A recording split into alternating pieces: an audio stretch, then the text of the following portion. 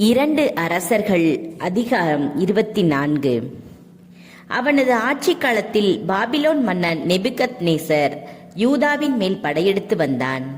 எனவே யோயாக்கீம் 3 ஆண்டுகள் அவனுக்கு அடிபணிந்திருந்தான். பின்பு மனதை மாற்றிக்கொண்டு அவனுக்கு எதிராக கிளர்ச்சி செய்தான்.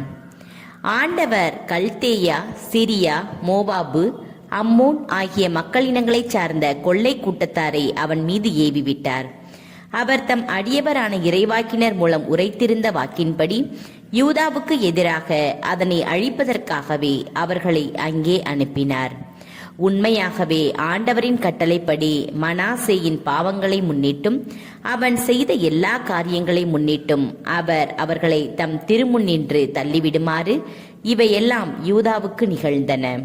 மேலும் அவன் குற்றவாளிகளின் குருதியை சிந்தியதாலும் எருசலேமை மாசற்றவர்களின் குருதியால் நிரப்பியதாலும் ஆண்டவர் அவனை மன்னிக்க மறுத்துவிட்டார்.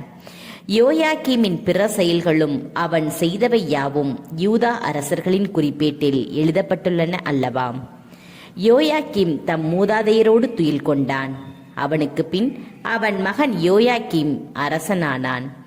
எகிப்திய மன்னன் மீண்டும் தன் நாட்டை விட்டு போருக்கென வெளிவரவில்லை. ஏனெனில் எகிப்திய நதி முதல் யூப்ரத்தீசு ஆற்று வரை எகிப்திய மன்னன் கைவசம் இருந்த அனைத்தையும் பாபிலோனிய மன்னன் கைப்பற்றி கொண்டான். யூதா அரசன் யோயாக்கீன். யோயாக்கீன் அரசனான போது அவனுக்கு வயது 18. எருசலேமில் 3 மாதமே அவன் அரசாண்டான்.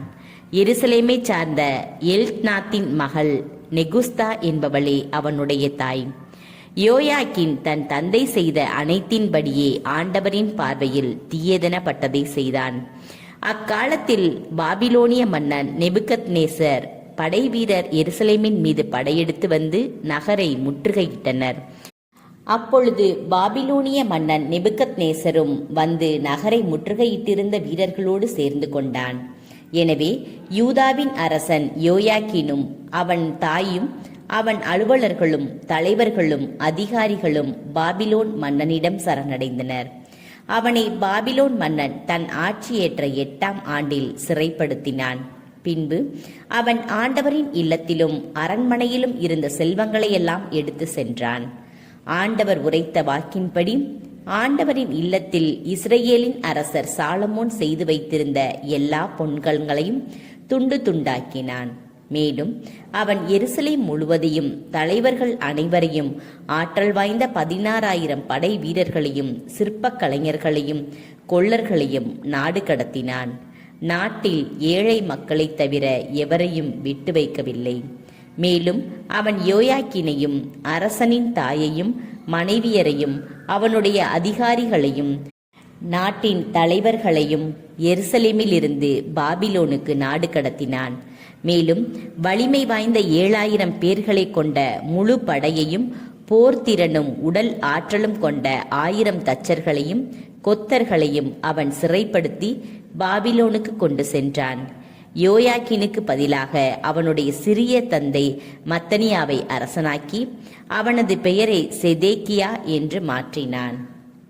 யூதாவின் அரசன் செதேக்கியா. செதேக்கியா அரசனான போது அவனுக்கு வயது 21.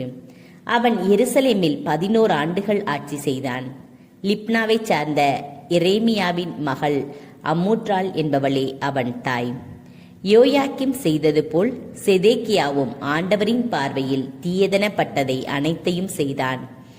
ஆண்டவர் எருசலேமையும் யூதாவையும் தம்முன்னின்று தள்ளிவிடும் அளவுக்கு அவற்றின் மீது சினம் கொண்டார்.